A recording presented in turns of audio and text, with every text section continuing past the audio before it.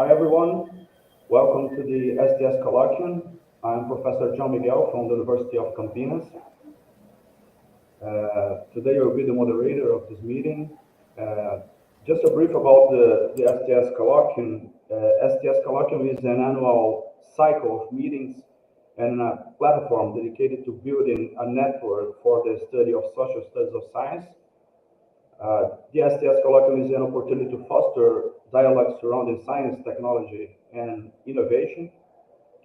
This week's session, we will have a discussion about the topic of social and inclusive innovation.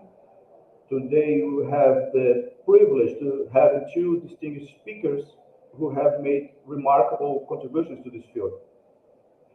First, let me introduce the Professor Jürgen Halbert from the Dortmund University. He is the director of the Social Research Center of Dortmund. His work revolves around social science-based innovation research and social innovation, exploring new management concepts and organizational development.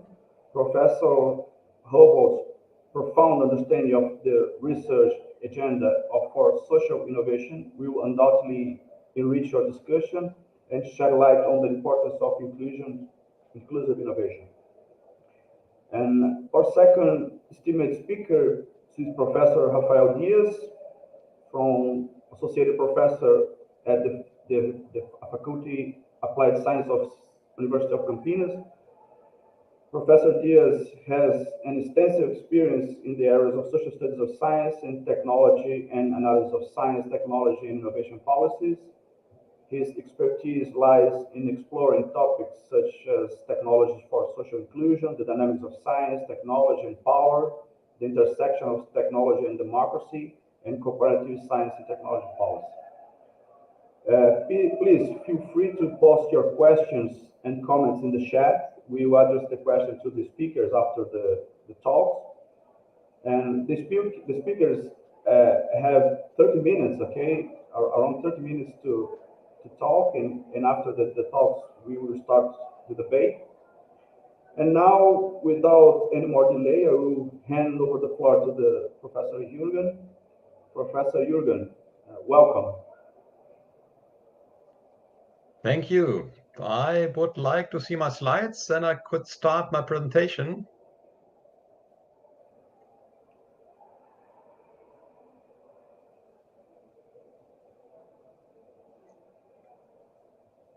So, anyone who could give my slides on the screen? Okay, wonderful. Thank you so much. So, thank you so much for the invitation to this International Colloquium on Science, Technology, and Society. I'm glad to be part of that. I think it's a very interesting kind of discussion about the future of science, technology, and society. And in my presentation, I will talk about social innovation, which is a concept that has gained attention in recent years.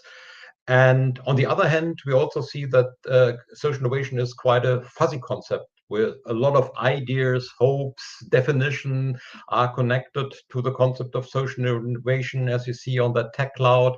And you may say that social innovation is a term that everybody likes, but nobody is quite sure what it is. And therefore, I would like to give an overview about the research field of social innovation, but also give some insight in empirical research on activities and initiatives in the field of social innovation. And last but not least, would like to say something about the importance of social innovation to better understand processes of social change and societal transformation. We also have to see that social innovation is a concept that poses a lot of challenges for the traditional understanding of innovation, which has a strong focus on technology and economic development, and which has really a very important influence on innovation policy in Germany or in Europe and in other countries. And I would like to quote an old high-tech strategy of the German government, who for a long time was the central strategy in Germany for developing innovation and research. And it says that emerging technologies are the basis for new products, processes, and services which can contribute to mastering current social challenges. And without them, without the technologies, especially high-tech, innovation would be unthinkable. And I don't think that that is right. And if you take a look on the sustainable development goals, like no poverty, zero hunger, gender equality, or quality education, you will see that for most of those sustainable development goals, there are no pure technological solution. You need a broader understanding of innovation to be able to cope with the great societal challenges. And against that background, we find a lot of very interesting initiatives on the global scale that have developed within the last years under the heading of social innovation. Most of you will know Mohamed Yunus and the microcredits, which have influence on the development of social innovation initiatives, or the concept of social business. We also find models like car sharing, urban gardening, or a lot of initiatives in the European social and economic industry, which is also very part of the social innovation community. And social innovation plays especially a very important role in the global south, and particular there's also a long history of social innovation projects and discussion in Latin America. We also are part of this discussion. We have published some books about social innovation in Latin America together with our partners in Latin America, especially in Colombia and also in Chile. And we also see that there is a long history of successful initiatives in the field of social innovation, and also social innovation policy in different countries of Latin America. And it's also connected to the concept of tecnologia social, which is very important, as you know, in Brazil, and which has a strong focus on evolving a set of tools, devices, techniques, or methodologies that are developed, applied with a local actor. We represent alternative solutions for social inclusion and improvement of living conditions. And I think a very important part is that the technology aspect plays a very important role. And I would say that it's a very important part also of a broader concept of social innovation, as we understand that as the development of new social practices, which I will present a little bit later. We also have to see that apart from the very interesting examples, most of them come from civil society, we also see that the concept of social innovation has gained a lot of attention in the scientific debate. Since the 1980s, the term social innovation has been increasingly used in a number of research fields. You find a selection of these, like, for example, public sector innovation, social economy, cities and regional development, collaborative or sharing economy, and which is a very important part of the development of a social innovation community. But the conceptual discussion around the concept of social innovation has been for a long time restricted to these different research fields. What was missing was the development of an overarching social innovation community where the different strands of social innovation research come together. And that is what has happened the last, I would say, 10, 12 years, where we are witnessing the development of a social innovation community and the emergence of a new research field with a lot of very important universities and institutes that being part of that discussion. I would like to mention only a few of them. Greece, for example, is the Institute for Social Innovation that comes from the French-speaking Canadian community, which has been founded in 1986 and does a lot of work in the field of social innovation and regional development, and also in the field of social economy.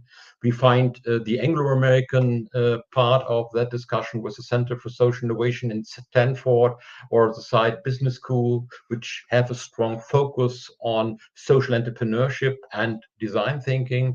And we find, for example, the European strength of social innovation research, which I'm a part of, and, for example, the Center for Social Innovation in Vienna, or DRIFT, the Center for Transition Research at the Erasmus University, which has more sociological focus on social innovation.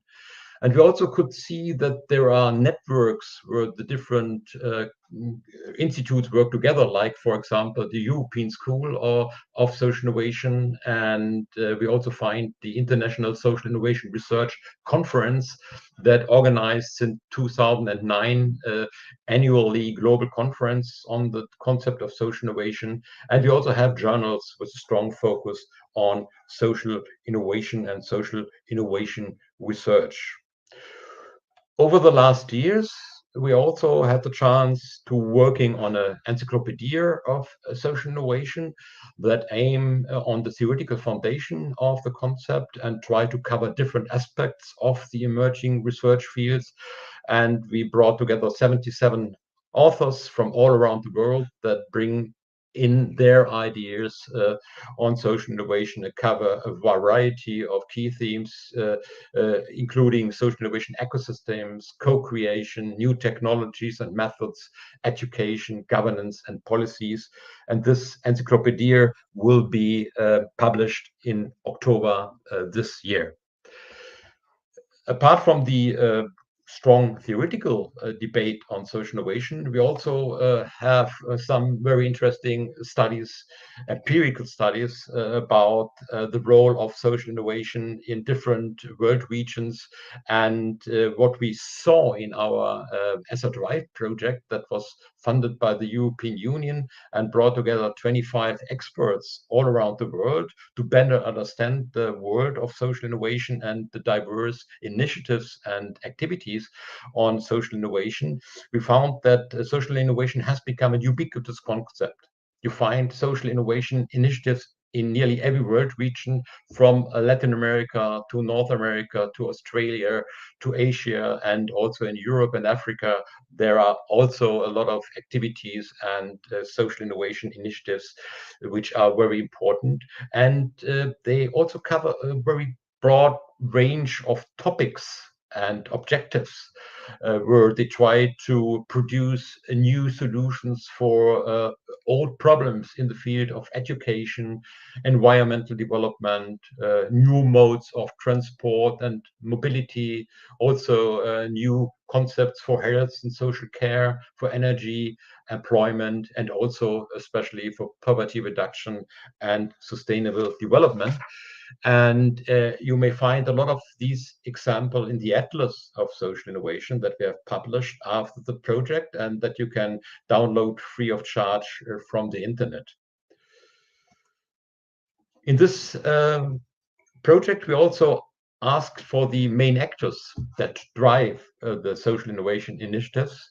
And what we found is that there is a broad range of actors that are involved in these activities. It are NPOs and NGOs, it is a public body, it's private companies, and it's also research and education institutes, and social enterprises play a very important role.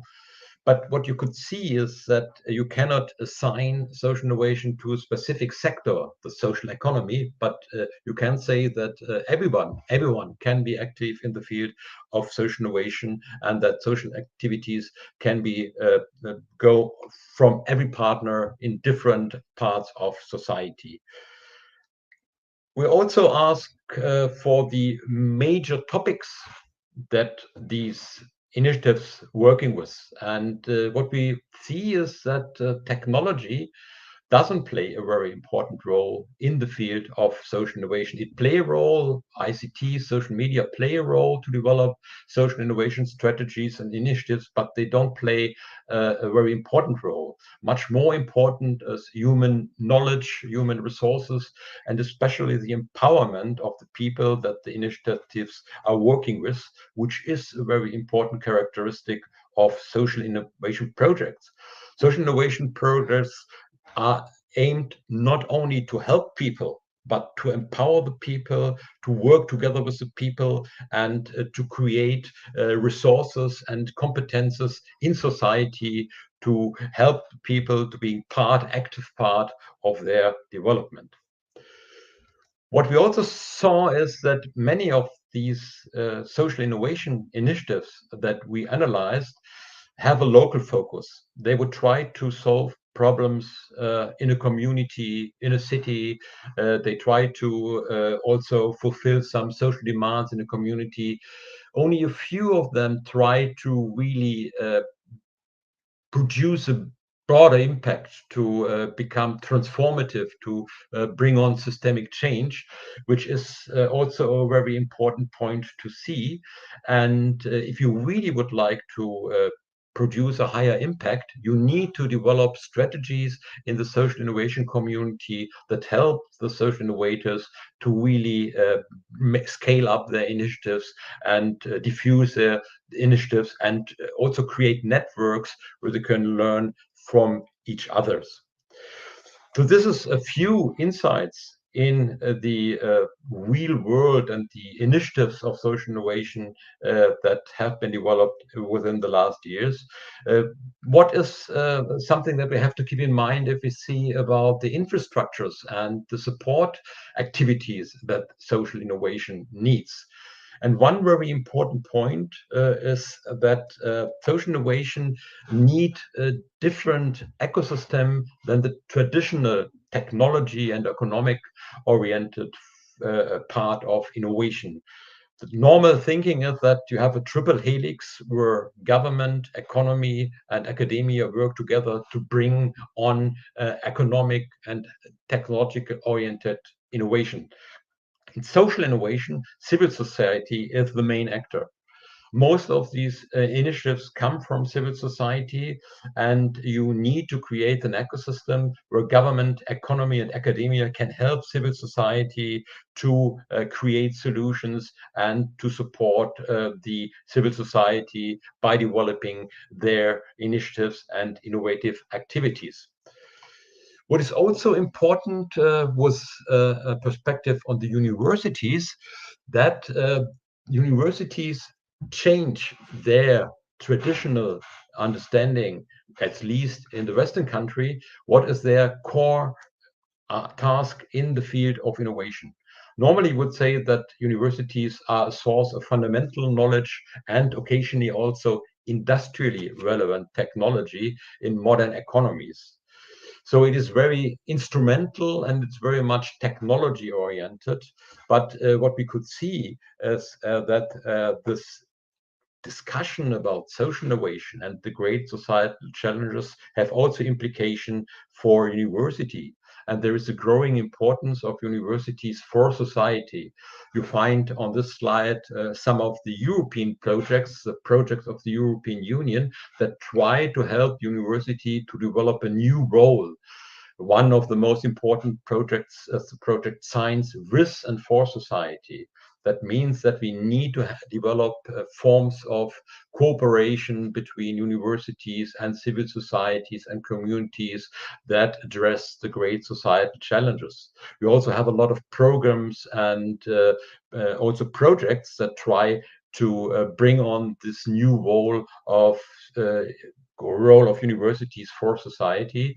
And one important thing that we have learned in Europe is that many universities in Latin America are much further developed in this regard than the universities in Europe. So we have projects together with the colleagues in Latin America to learn how those projects can be developed also in Europe and what Europe can learn from Latin America with that regard.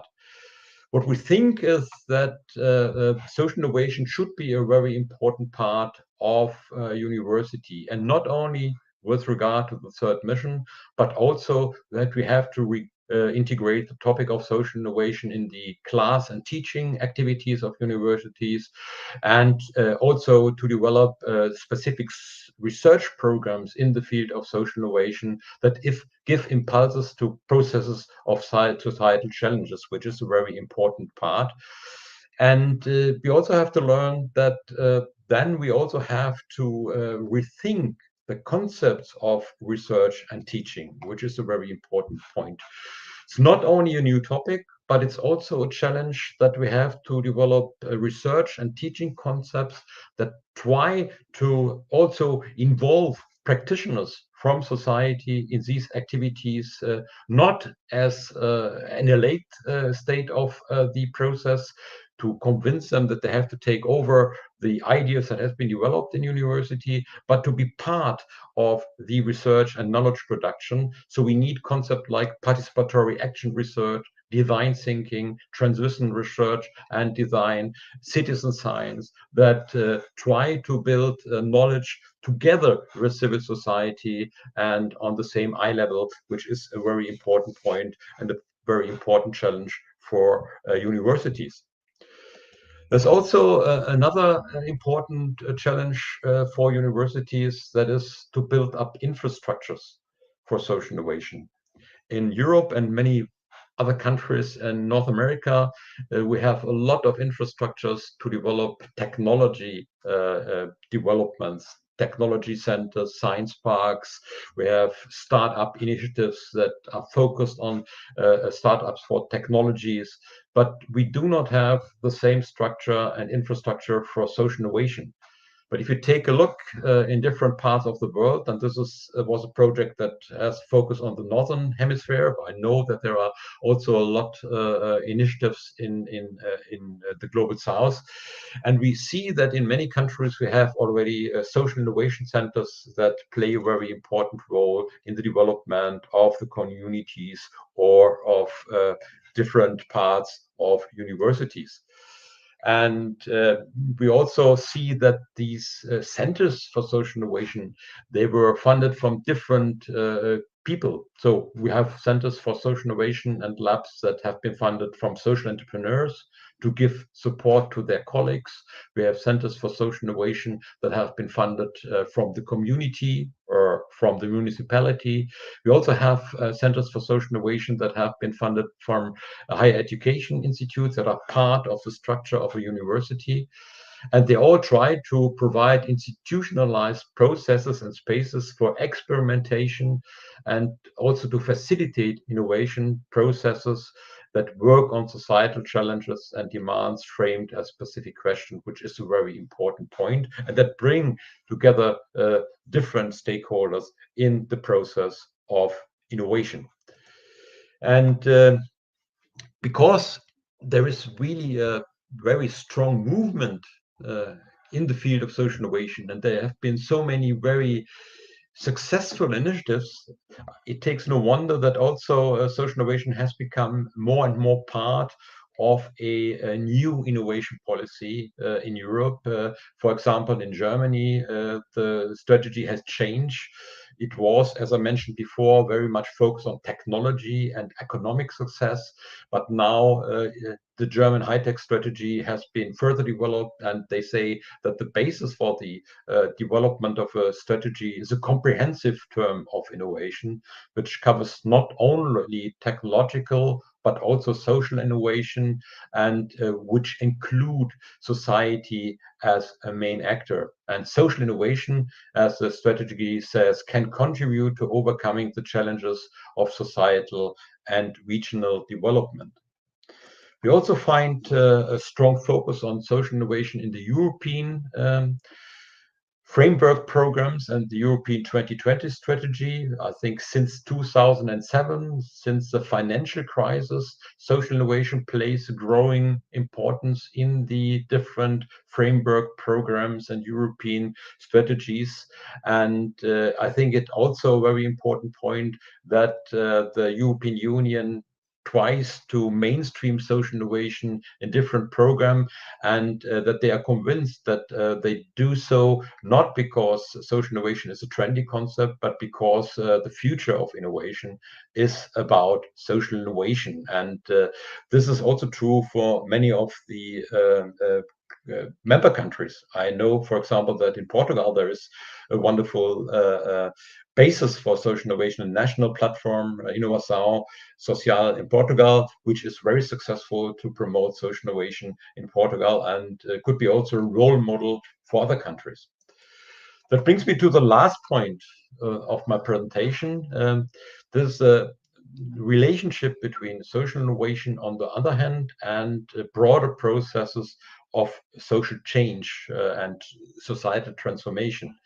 because we know that we need not only to solve specific problems, but that the problems need to be addressed by a systemic change to a more sustainable society and economy, which will allow us to cope with the great societal challenges. And therefore, it's important to see how social innovation can contribute to these processes of social change and societal transformation.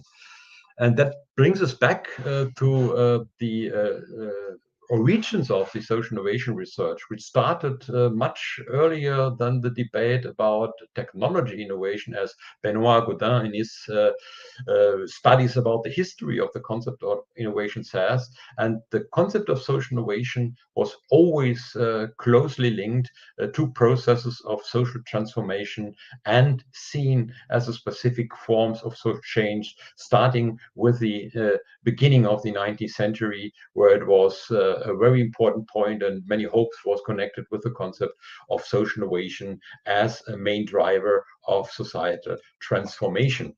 And therefore, in the research community and the research field, social innovation and social and societal transformation is one of the main topics. And we find a lot of different models and concepts that try to focus on the relationship between social innovation and social change. For example, the mentioned CREES, the Institute of Canada in Quebec, works since many years to better understand the role of social innovation to create sustainable structures in the society. We also have interesting studies of Francis Westley about the history of social innovation. And also in the European Union, we see that social innovation plays a very important role in the process of transition to a more sustainable society.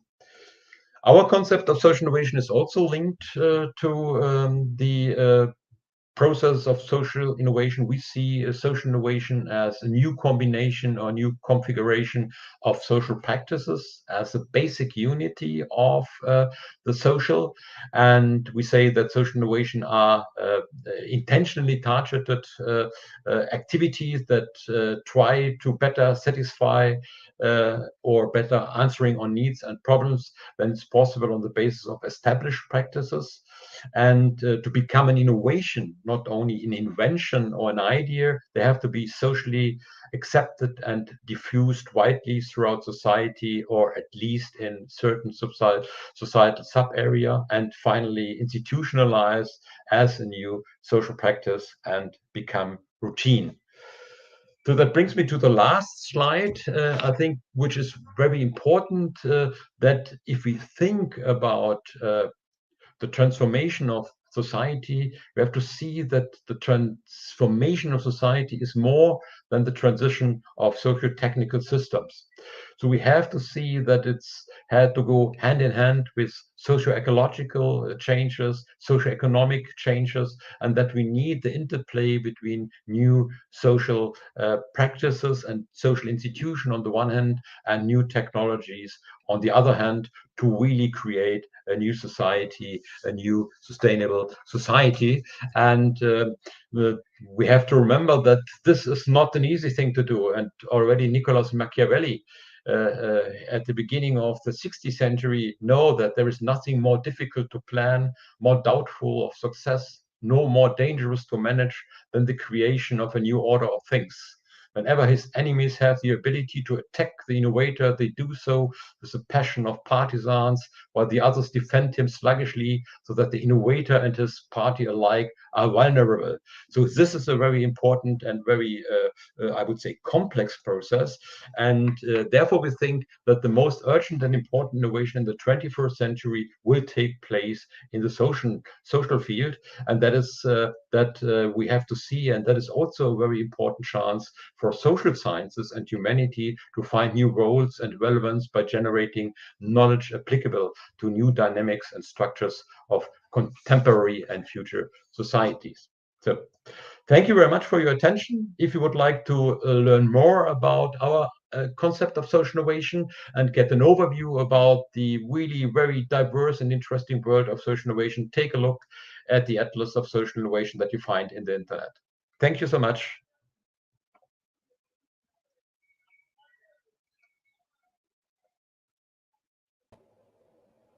Thanks, Professor Jürgen. Just to remember, falar em português, só para lembrar que vocês podem colocar as questões e os comentários no chat, tá? E depois das duas falas, a gente vai fazer as perguntas em blocos para os oradores, certo? Bom, vou passar então a palavra agora para o professor Rafael Dias. Professor Rafael, seja bem-vindo. Obrigado, Jean. Okay, so switch to English and say good afternoon, everyone. Just get the slides ready. Let's see if I can find the correct button, and hopefully in a few seconds you'll see my slides. Yeah, there we go. So good afternoon.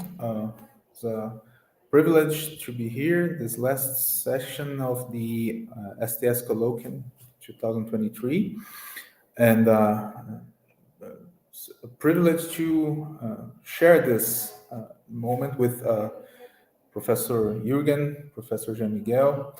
I expect to contribute to this theme, addressing some topics that were already touched by Professor Jürgen, and also bringing in a perspective from Brazil, and specifically from the social technology approach Professor Jürgen addressed before. So I'll just start this presentation by addressing what I think is should be the starting point to this talk, which is the idea that if we are considering social and inclusive innovation as a strategy, it's in part because the promises of general general notion that innovation is the only main driving force for progress and social change has not fulfilled its role. So I'll begin by addressing a myth, a story about Tantalus, which some of you may know about. I think the tale of Tantalus is very illustrative as to when we think about the role of innovation and the rhetorics surrounding it in our time. So just briefly, Tantalus was a mythological king who tried to test the gods. In Greek mythology, he tried to test the gods' ability of foresight. So he tried to trick the gods into eating human flesh. He served his own son as a dish in a banquet held by the gods. But the gods, they saw into his trick, and he was punished with a very, very hard sentence, which was to be sent to Tartarus to live in a small island on a lake, where whenever he tried to reach for the water of this lake to drink, the waters would recede. And there was also a fruit tree, but when he tried to reach for the fruit, the tree would evade his touch. So even though he was always near the water, near the fruit, he could never taste them. So he was always hungry, he was always thirsty. So that's a very dark tale, and I believe it has some connections to the way we relate to the idea of innovations in our time, right? So mainstream innovation, it provides us with a fable, a story that if we pursue innovation, if companies are able to deliver innovation in a constant schedule, these innovations will necessarily produce economic and social results. So It's still very strong, this belief that innovation is a driving force for economic change and social change. I mean, there's a lot of debate, of course, and some fields in academia have spent many years already discussing this notion, and we know that it's not how it always happens, but it's a widespread belief in society in general, I would say. So it's still one of the main notions of our time, the idea that innovation is the engine of progress. So, but it is an engine that never delivers its promises. It's like the fruit in the tail of Tantalus. We see it as a possibility in our future. We try to reach this desired better future, more inclusive future, greener future through innovation, but we are somehow not able to grasp it. So it's a promise that is never actually fulfilled. So these are some points I find interesting. We can draw these elements from this tale. Then I'd like to relate to something that Landon Winner wrote on mainstream innovation as the jewel in the crown of neoliberalism. So Winner says that a popular God term today has become an object of worship in universities, think tanks, corporations, Wall Street brokerage houses, and in the dreams of our social elites. The concept is widely associated with originality, vision, inventiveness, success, wealth, fame, personal virtue, national prosperity, and cultural vitality. And its features are widely understood to express the aspirations and accomplishments of 21st century societies at their very best. For many people, this concept has become the source of their deepest spiritual aspirations and yearnings for transcendence. In fact, it's not an exaggeration to say that today's central God term has begun to resemble a cult with ecstatic expectations, unquestioning loyalty, rites of veneration, and widely echoing exhortations of groupthink. The God term I have in mind is, of course, innovation.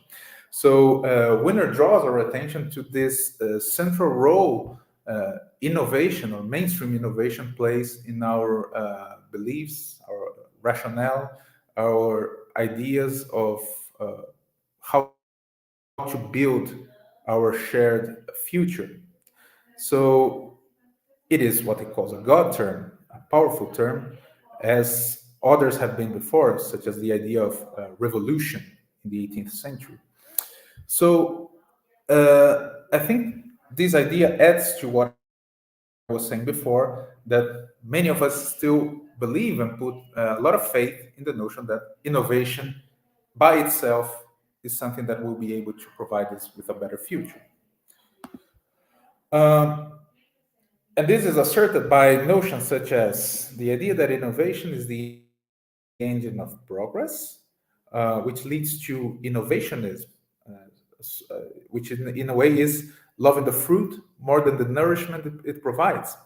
The notion of innovation has become so strong that many organizations, policymakers, scholars even, they tend to look at patents, for example, as the main objective of policy design and implementation for their strategies.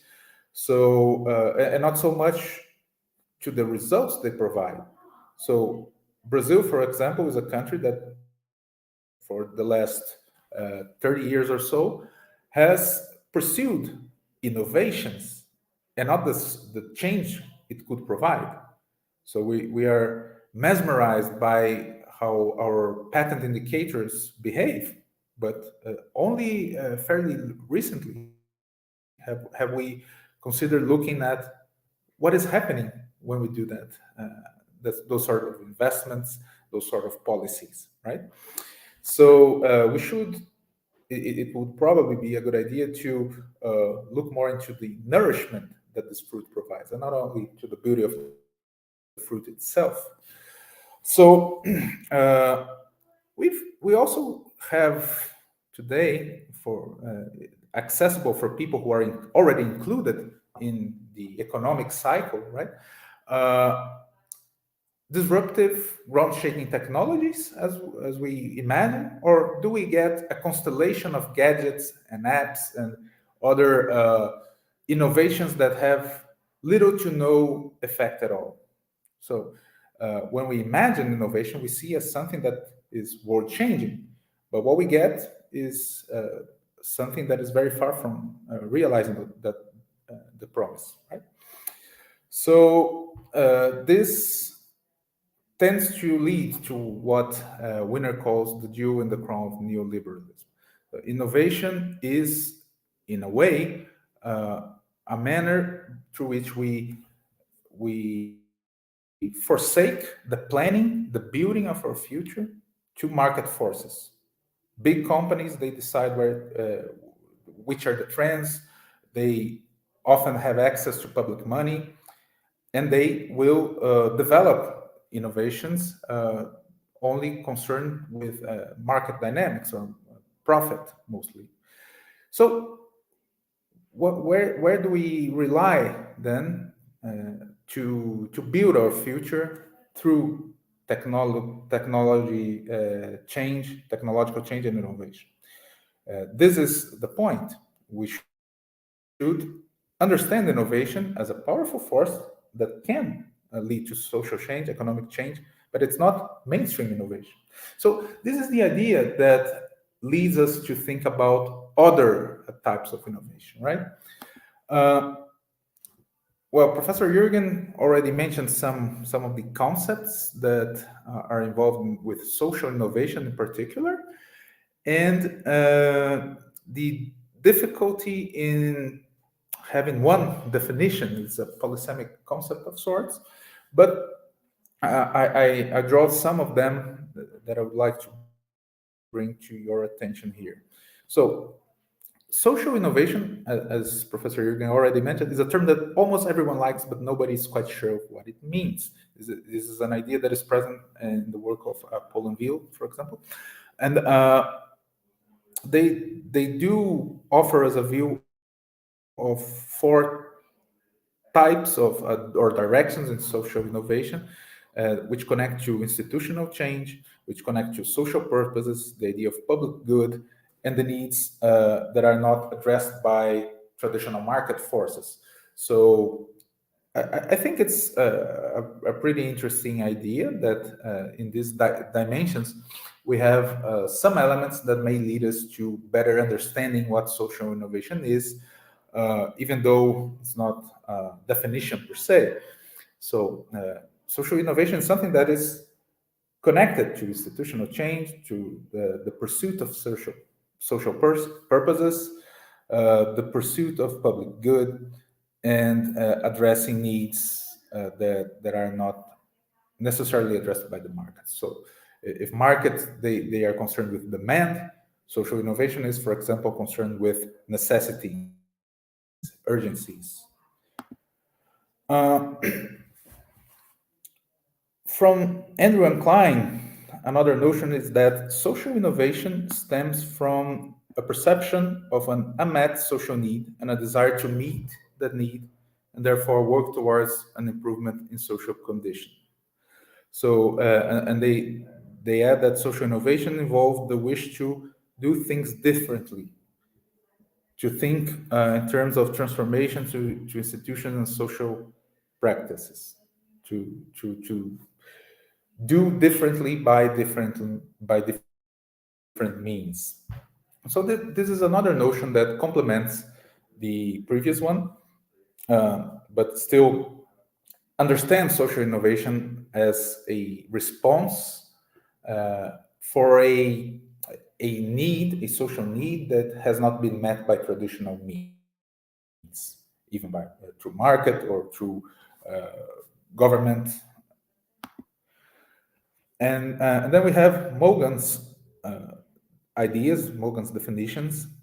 He brings to the table the notion that innovative activities and services that are motivated by the goal of meeting a social need and that are predominantly developed and diffused through organizations whose primary purposes are social. So he connects the idea of social innovation to those sort of activities. So again, for him, social innovation would be something connected to innovative activities and services motivated by the goal of meeting a social need, predominantly developed and diffused through organizations whose primary purposes are social.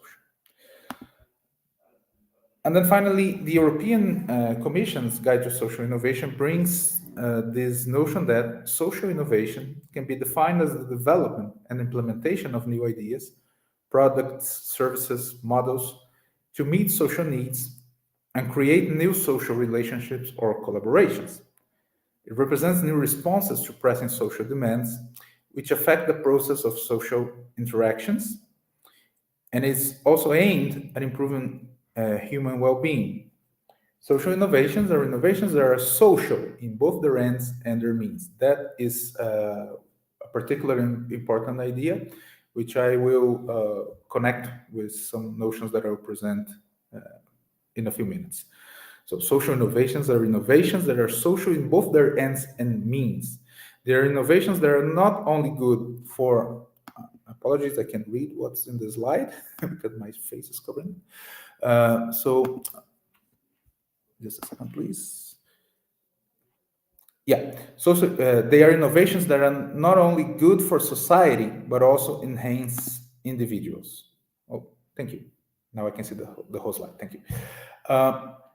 So this is an important notion. I think it's more, it brings more concepts to the previous definitions.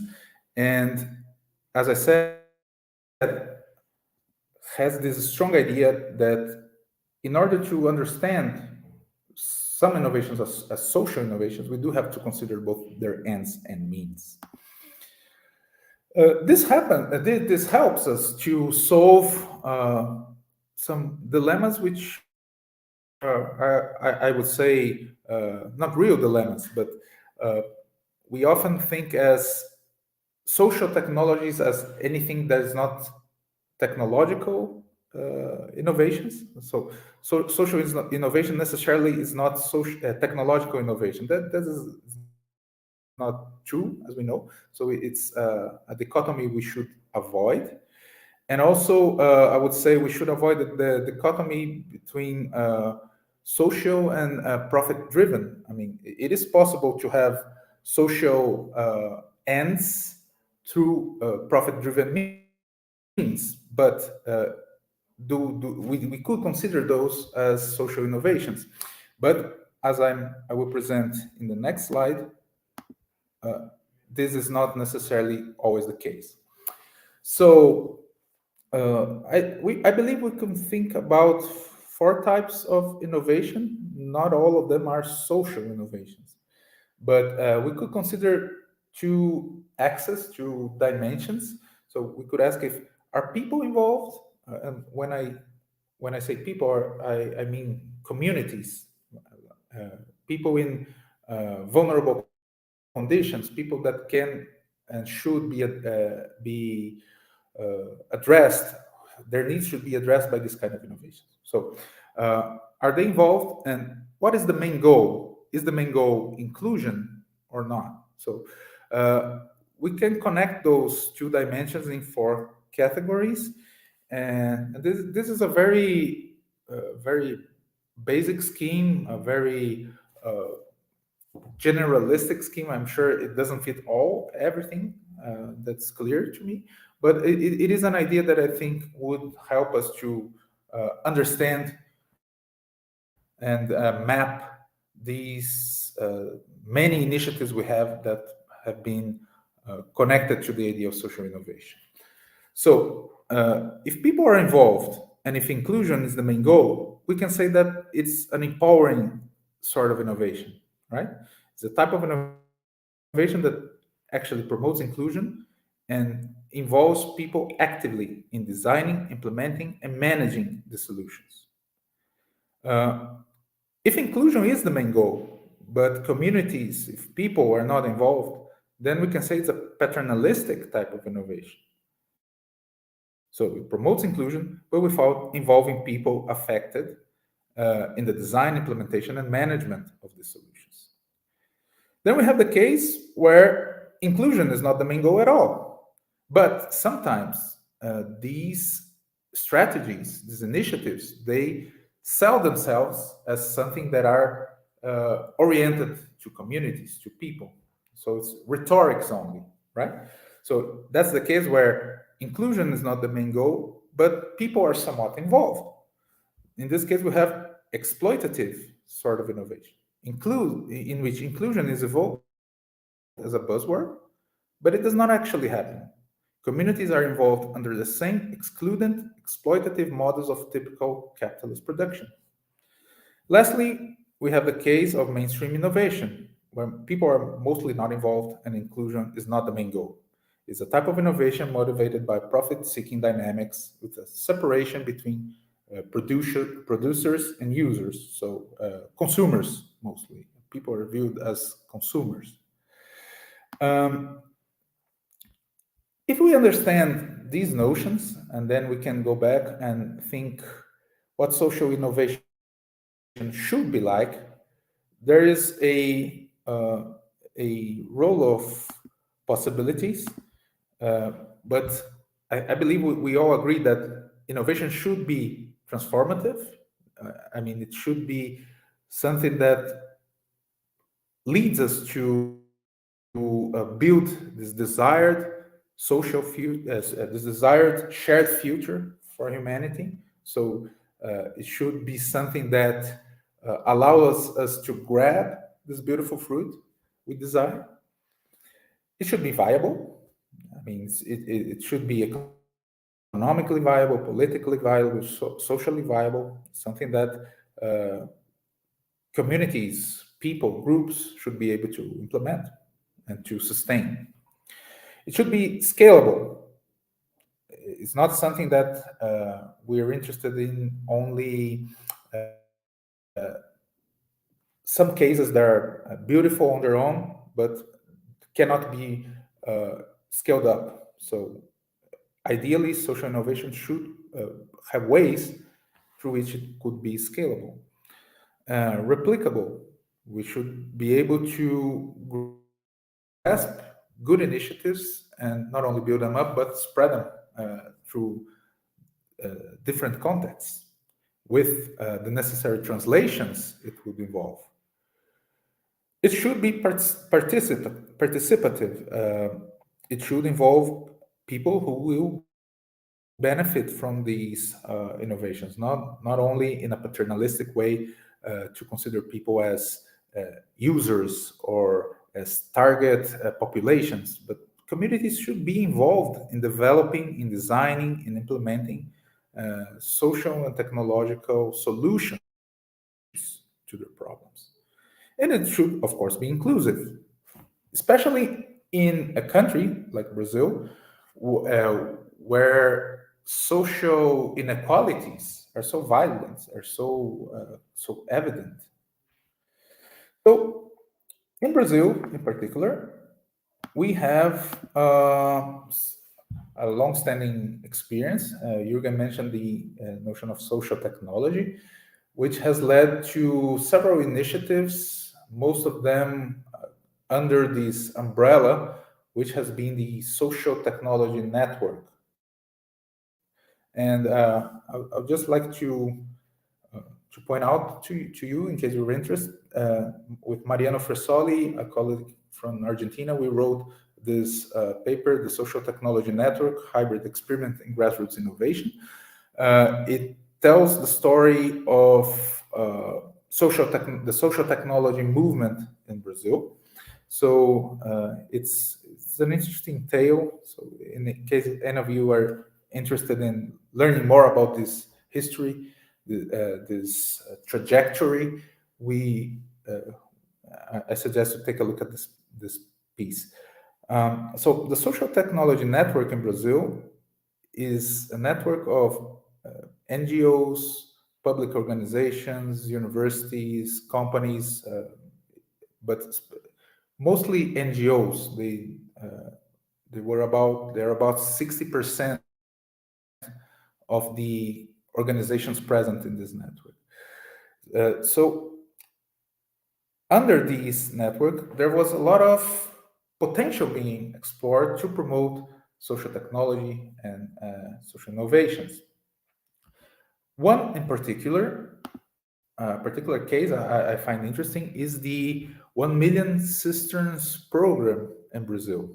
I think this is an interesting experience because for me, it brings together all the elements that a successful social technology should carry. So you might be familiar with this experience, but it's a federal program that was implemented in the semi-arid region in Brazil, which is a big geographical region in which rainfall is very irregular and which drought is a very present problem for the people living there. So this is a program by the federal government in Brazil that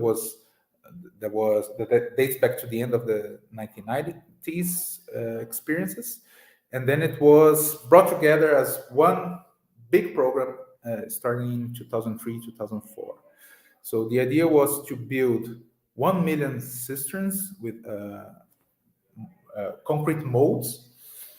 And why do I think it's an interesting experience? Because it connects innovation from the grassroots. So this is knowledge that is present in this region in society for generations. So they connect this type of knowledge with a complex, sophisticated sort of policy model in which we have the federal government as a funding and managing partner. Then we have NGO that would implement these technologies in the semi-arid region with the families, with the people that will benefit from this technology.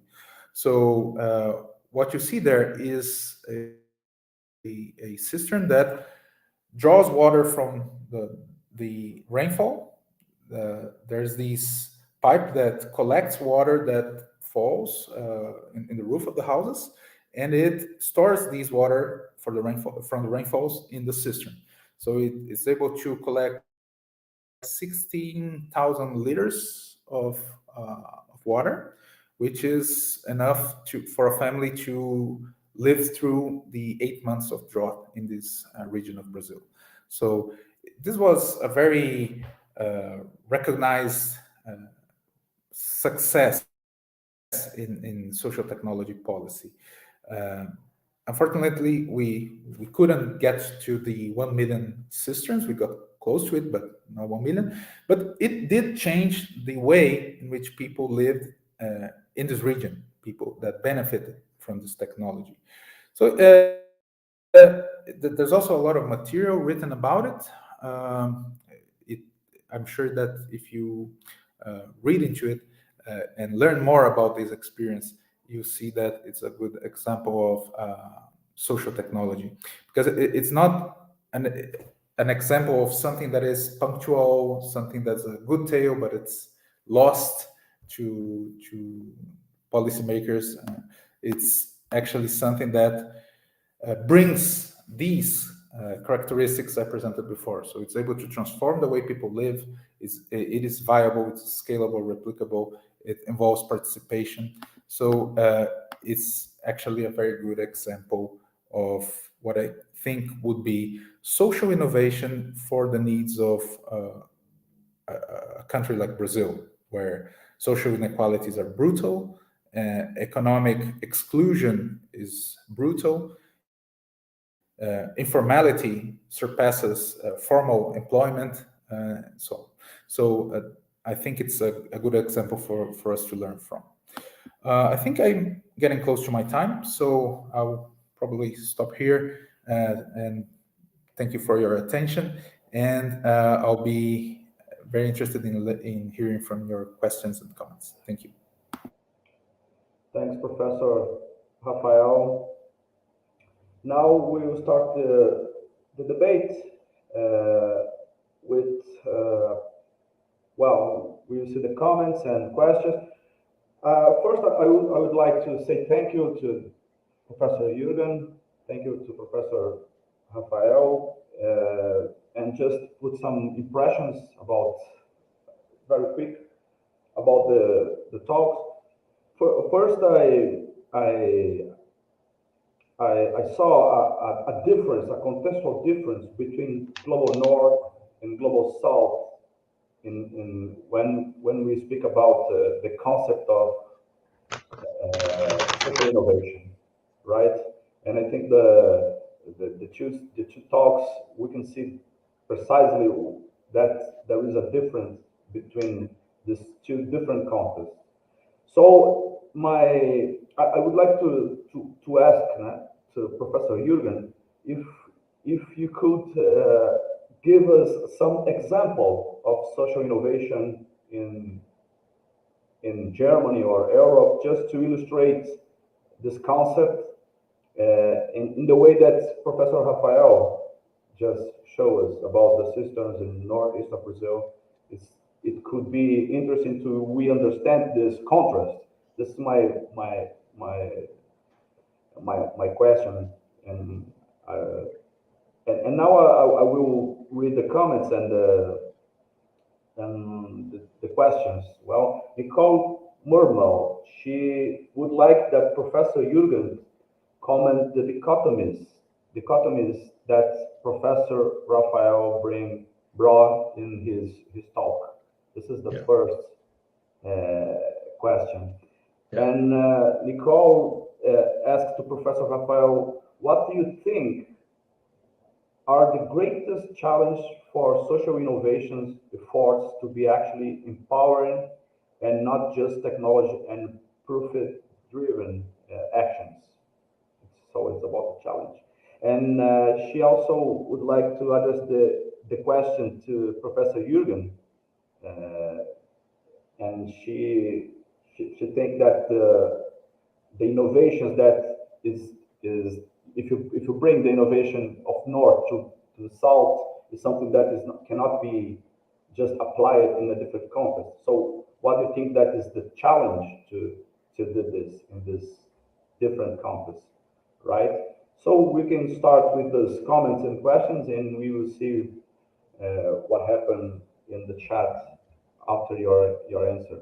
And also I suggest that you can react to each other about the different ideas that you brought to us in this session. Yeah, maybe I can start. Professor, please. I think thank you for this interesting presentation and also for the questions. And I have to say that I agree with Rafa in many critical aspects towards the traditional or mainstream understanding of innovation, which is strongly connected on technology and economic success, and which is more part of the problem than part of the solution, I would say like that. I think that is totally clear.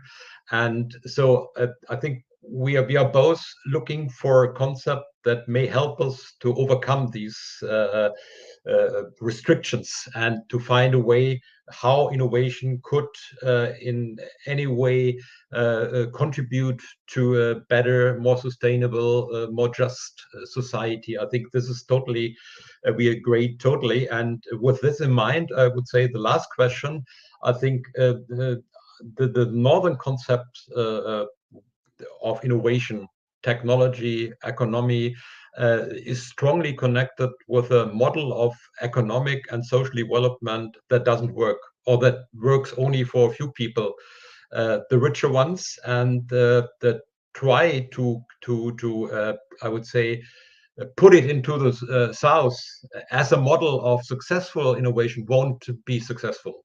It leads to a very difficult situation, and therefore I think especially the global south has to look for different and more on the specific condition of this global south fitting conditions. And maybe the concept of tecnologia social is one of that, which tries to find a way.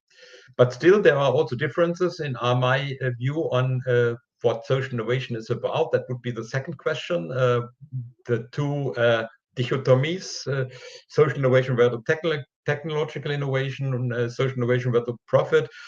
For me, social innovation is a counter concept to technological innovation.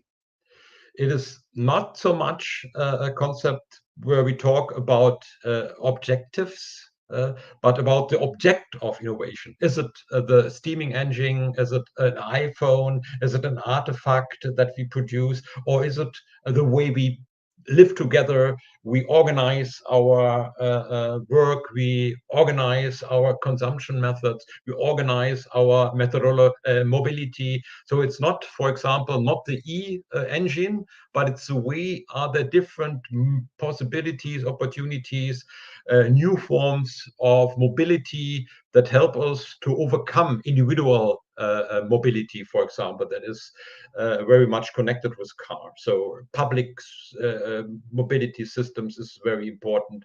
So that would be also an example for the northern part. Not to think that our solution is technology, but our solution is a new way of organize our living together, more just living together, more sustainable living together, and that is creating institutions that help us in this way. But and that is my last sentence. We just follow a non-normative concept of social innovation. The word social has two meanings. On the one hand, it's like being for the common good, and on the other hand, it's like an object of investigation. As a social scientist, I look at the social, and I see, I try to analyze processes of social change, and that can be processes that lead in a good or in a bad direction. And this is a word I also use social innovation. I use social innovation as a concept like looking at social practices and not the way which is good or bad. And I think the basic characteristic of innovation is it new or old, and not is it good or bad. And every innovation, even if it has a very good intention, and that is something that we learn from technology innovation, could have very unintended consequences that we do not know, and that could bring us in a very difficult situation. So this is difference between the two concepts. I think Raphael very much focused on the concept of social innovation as a normative concept, and I would say it's not the normative concept, but it's more about a concept that focus on social practices and not on artifacts and technology.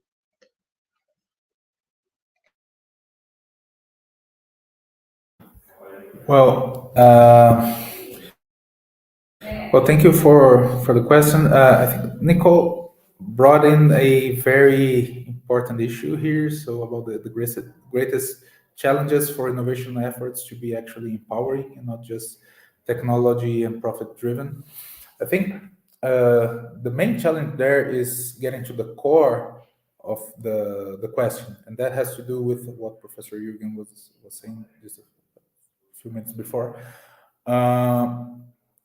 I mean, what we understand as the goal. So if we treat it as a normative concept, just to which direction do we intend to go? That was sort of what I was trying to show with the Tantalus fable. I mean, what is this fruit that we are grasping for but can't reach?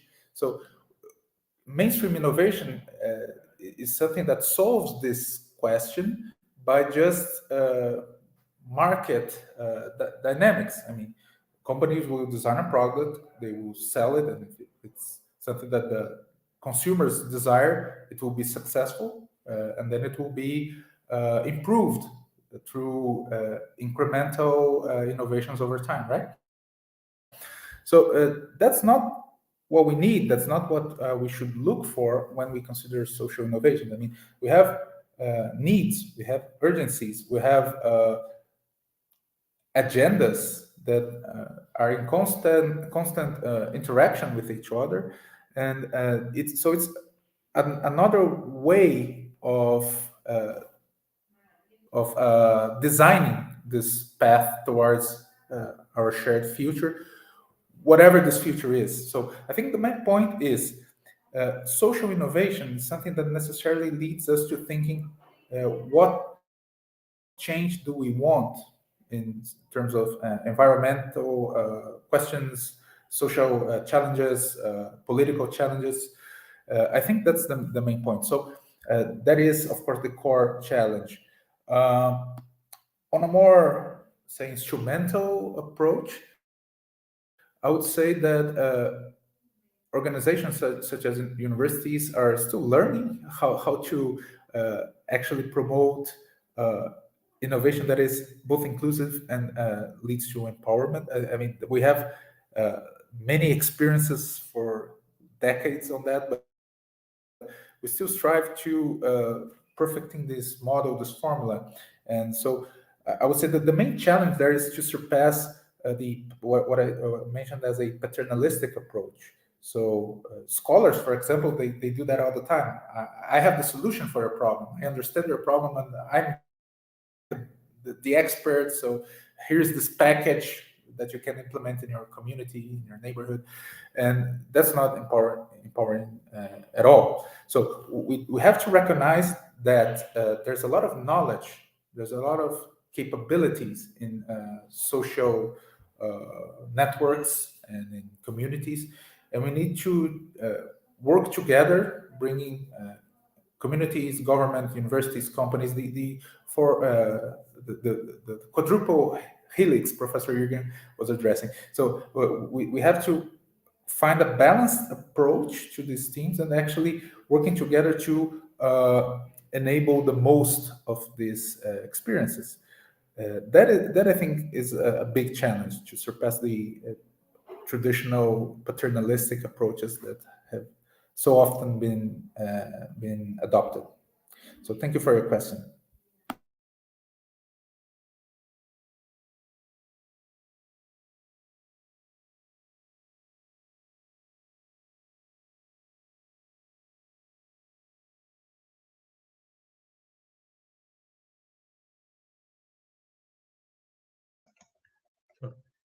So maybe if there are no questions, I would like to say something with regard to the really very important point of empowerment. That was also in our empirical research something that all or most of the social innovation initiatives say that is one very important point. And I think that is really true. With the concept of social innovation, which is broader than the concept of also economic innovation, means that we have new actors and that civil society is a very important part. I think it's a driver of social innovation initiatives. Many of these initiatives come from civil society. I'm not sure of your examples from the cisternas, which also come from your community. And I think this is also a very important point as researchers. How do we see our role in these processes? And if I understand that right, I would totally agree to Raphael, who said we shouldn't be the people that teach other people how to act and tell them how to solve their problems, but that we try to enable them to find their own solution, to help them to create innovations. So that is what I meant by participatory approaches and the new understanding of scientific and research work, which try to produce impact together with practitioners, and from the beginning involve practitioners in our research projects. And these research projects should not only be focusing on developing and creating new scientific insights, but to really change something in society, to create impact, to make better the situation of the people that work there and give them the necessary resources and competences, not only for that project, but just sustainable after that project, that help them to be active part of society. I think that is something that is very much I think connected between the Technologia Social and social innovation, a very important point. And this is also true because you asked that, Jean, in the beginning, also true for the projects in the Northern Hemisphere.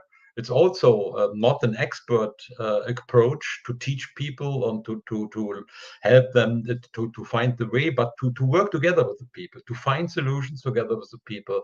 We are not the solvers of the problems, but we help the problems. We listen into society and try to find solutions. And I think that is a question that was also mentioned, that the way to try to bring northern ideas of innovation in the global south, I think in social innovation is a different way, because we learn a lot about experience in the global south.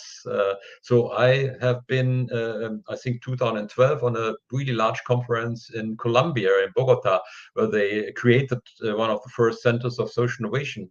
And I was so impressed about the things that happened there, and also in Chile and in other countries and in Brazil. And I think we can learn a lot about these different initiatives, how to create a different way of understanding of innovation. And the second part is how also universities can define their role in society in a different way than in the Western countries, which I think is very interesting in Brazil and other countries in Latin America. So this is something I would like to focus on, and many similarities in this perspective on innovation. Right, great.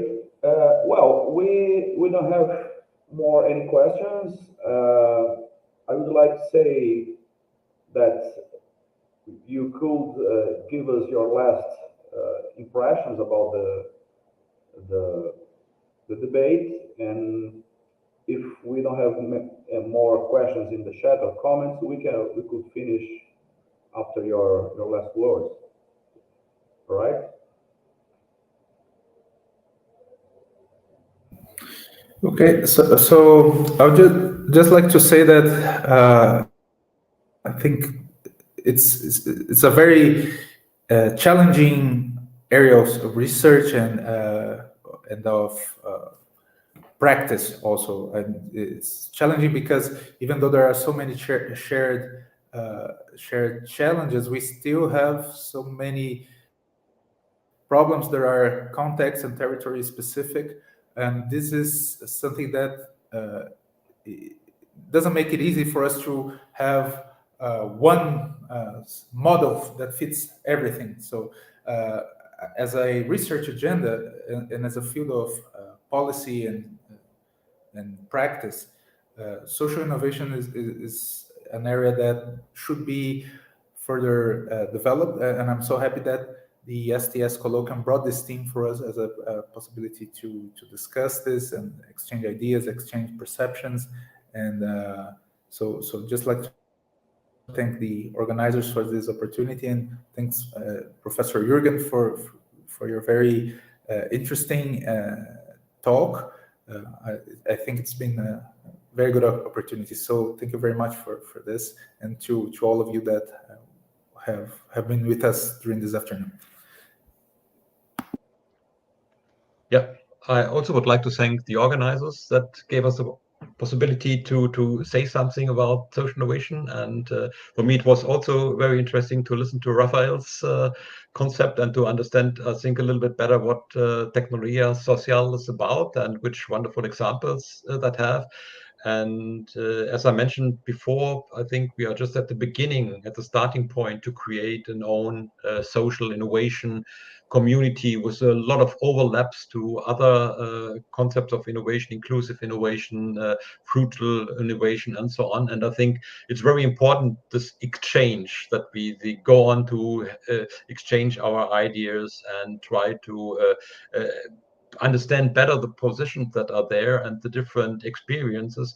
And I think it's very important that I think every country or every region develop their own understanding of what social innovation is about and what's important in the specific community, in the specific country, in the specific region.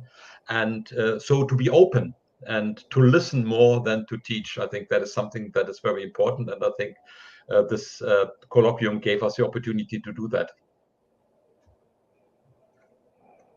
Thank you, Professor Jürgen. Thank you, Professor Rafael. I believe this is the last session of STS Colloquium in this term, right? And probably in the next term, we will have another section about STS Colloquium. So guys, thank you very much for your participation in this colloquium, and we hope that we will see you in the next session in the next term. Thank you very much. That's all. Thank you. Muito obrigado. Yes, Obrigado. Thank you. Thank you all. Obrigado. Bye-bye.